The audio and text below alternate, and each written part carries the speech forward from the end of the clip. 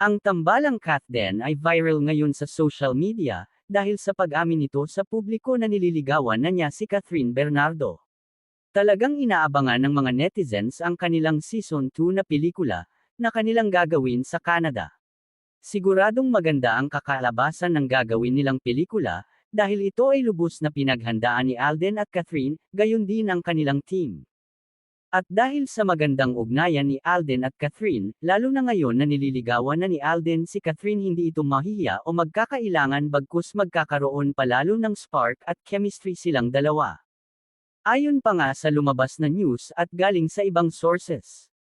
Maraming kissing scene ang magaganap sa kanilang bagong gagawin na pelikula, maganda daw ang istorya nito at kabang-abang talaga.